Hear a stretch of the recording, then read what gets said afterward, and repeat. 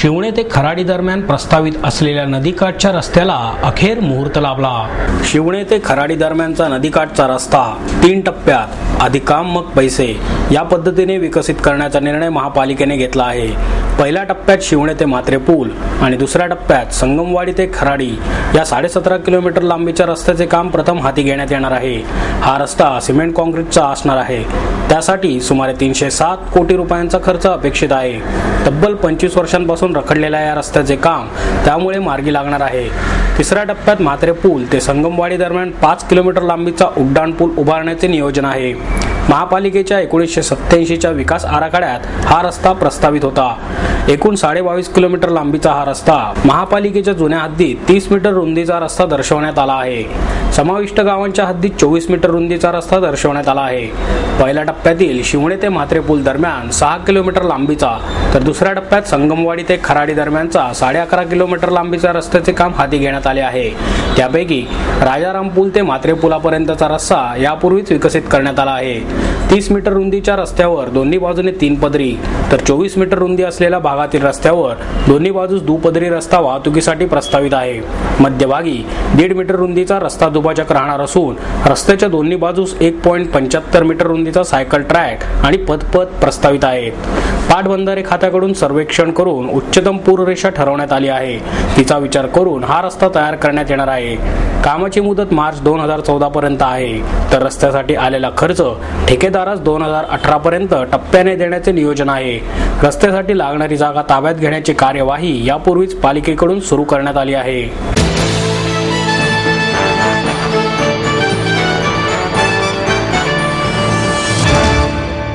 Adkar foundation आणि साहित्य गौरव यांच्या वतीने अंधारातून प्रकाशाकडे या दृष्टिहीन कवींच्या संमेलनाचे आयोजन करण्यात आले। सहसा कधी व्यासपीठावर न येणारे हे कवी व्यासपीठावर आले। न लटपट्टा समोर कोणताही कागद न घेता त्यांनी सुरेल आवाजात मनाला स्पर्शून जाणाऱ्या नानाविध कविता सादर केल्या। घरकामात रमणाऱ्या पुष्पा तिवारी, बँकेत नोकरी करणाऱ्या प्रतिभा भोळे, सामाजिक कार्याची आवड असलेले भगवान धेंडे, स्वतःची सामाजिक संस्था चालवणारे सतीश नवले, बँकेतून निवृत्त झालेले सुभाष कर्णिक, तबला विशारद असलेले संदीप भालेराव हे संमेलनात सहभागी झाले होते। श्रावण आला हर्ष वाटे माझ्या मनाला निसर्गाचे वर्णन करणाऱ्या या कवितेने तिवारी यांनी संमेलनाला सुरुवात केली।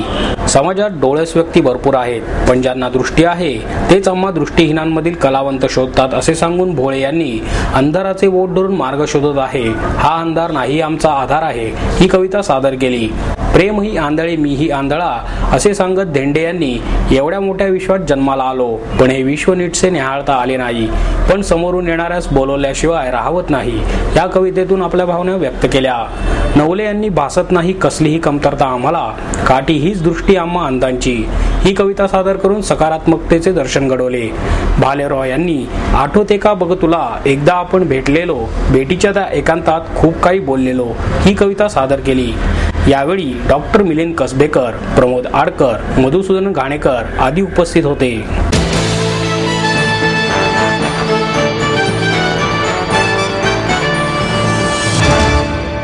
शिवाजीनगर आणि स्वारगेट येथील वाहतूक कोंडी कमी करण्यासाठी तेथील बसस्थानके हलवावीत असा प्रस्ताव वाहतूक शाखेचे उपायुक्त विश्वास पांढरे यांनी तयार केला आहे। हा प्रस्ताव मंजुरीसाठी राज्य सरकारकडे पाठवणार असल्याचे त्यांनी सांगितले। स्वारगेट, शिवाजीनगर, पुणे स्टेशन येथे सुमारे 60 वर्षांपासून एसटी स्थानके आहेत। तेथे आता वाहतुकीची कोंडी होत असल्याने शहराचा वाढता विस्तार आणि लोकसंख्येचा विचार करून हडपसर, कात्रज, कोथरूड, सांगवी, बाणेर, येरवडा आदी ठिकाणी नवीन एसटी स्थानके होणे आवश्यक आहे असे त्यांनी प्रस्तावात म्हणले आहे। शंकरशेठ रस्ता आणि सांगवी येथे एसटीची जागा आहे। या जागेचा वापर केल्यास स्वारगेट, शिवाजीनगर येथील वाहतूक कोंडी कमी होण्यास मदत होईल असे त्यांनी नमूद केले आहे। पुणे स्टेशन परिसरातील वाहतूक कोंडी कमी करण्यासाठी हडपसर, शिवाजीनगर, खडकी, पिंपरी या रेल्वे स्थानकांचा विकास करणे आवश्यक असल्याचे पांढरे यांनी सांगितले। शहरातील रस्त्यांवरचा वाहतुकीचा ताण कमी करण्यासाठी नदीपात्रालगतच्या रस्त्याचे काम प्राधान्याने होणे आवश्यक आहे। तसेच जड वाहतूक शहराबाहेर वळवण्यासाठी रिंग रस्त्यांची कामे प्राधान्याने करण्याची गरज आहे असे त्यांनी सांगितले। रस्ते अतिक्रमण मुक्त करण्यासाठी महापालिकेच्या अतिक्रमण विभागाकडून प्रभावी कारवाई करण्याची गरज आहे। तसेच नो हॉकर्स झोन सारख्या उपाययोजनांची गरज असल्याचेही त्यांनी प्रस्तावात म्हणले आहे।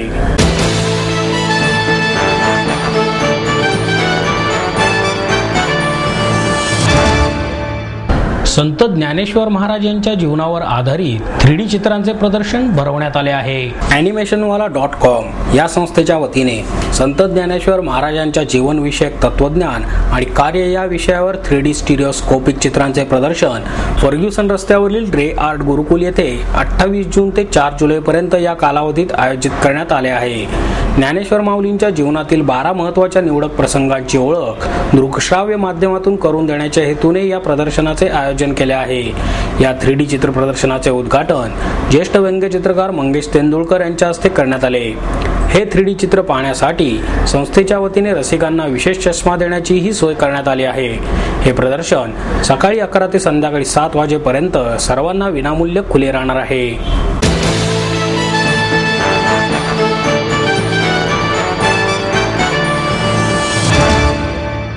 काही दांभिक लोकांमुळे धर्माच्या मूल्यांचा चुकीचा प्रचार आणि प्रसार झाला, अशी खंत ज्येष्ठ समाजवादी नेते भाई वैद्य यांनी व्यक्त केली. सुकावा प्रकाशनच्या वतीने आसाराम सौंदाणे लिखित ज्योतिबांचा विचारवणवा या मराठी पुस्तकाचे प्रकाशन भाई वैद्य यांच्या हस्ते झाले.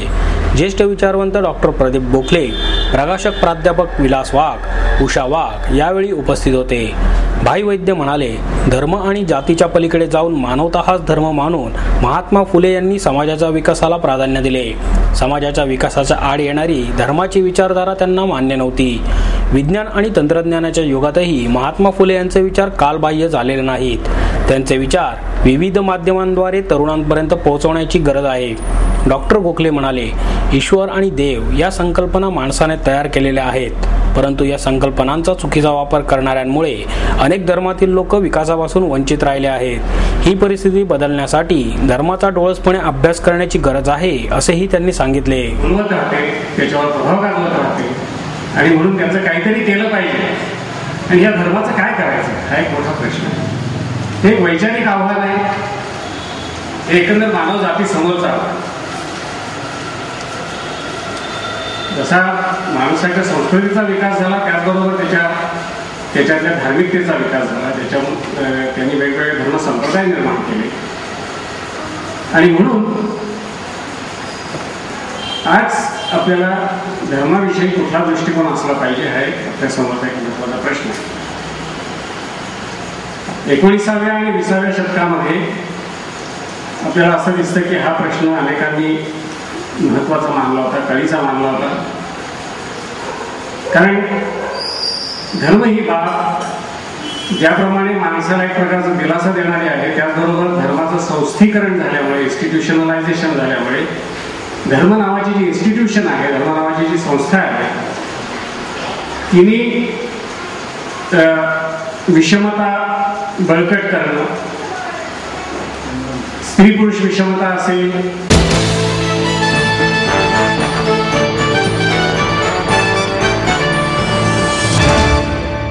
125व्या ग्रंथ प्रदर्शनाचे उद्घाटन पुण्याच्या महापौर वैशाली बनकर यांच्या हस्ते संपन्न झाले. अत्रे सभागृहात भरवण्यात आलेल्या या प्रदर्शनात विविध प्रकारांची पुस्तके, ग्रंथ, धार्मिक, आध्यात्मिक, शैक्षणिक तसेच शारीरिक व्यायामावरील पुस्तक प्रदर्शनाचे उद्घाटन बनकर यांच्या हस्ते करण्यात आले. यावेळी लेखिका शोभा बोंद्रे, नवनीत देशपांडे उपस्थित होते.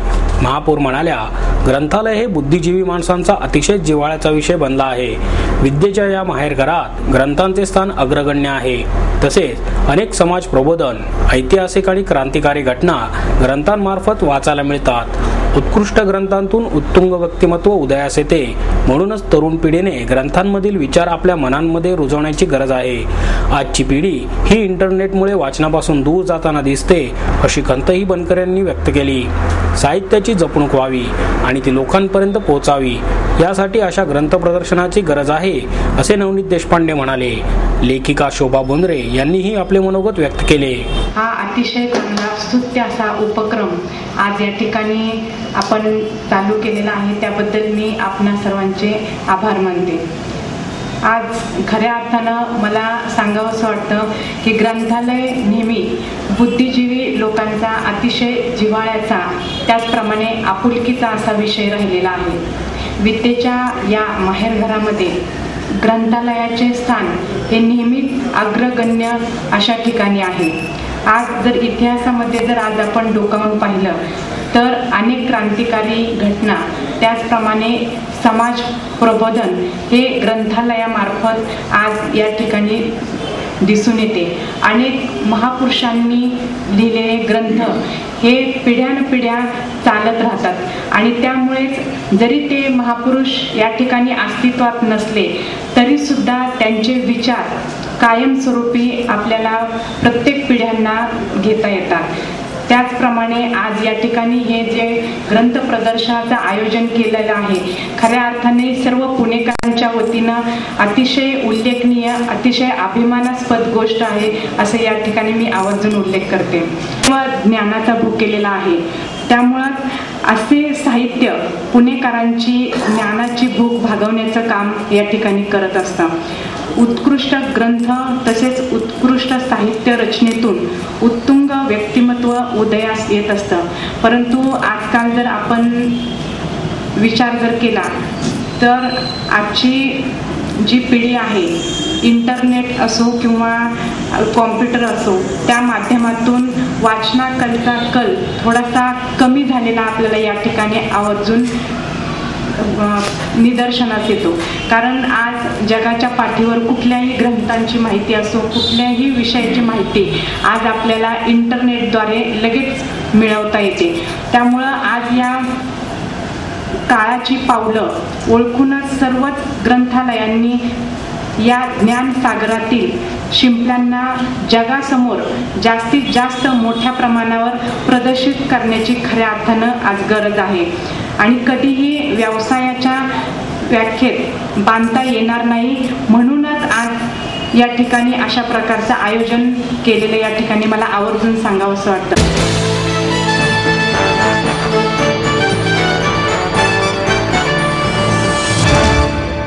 आणि याबरोबरच हे बातमीपत्र संपलं.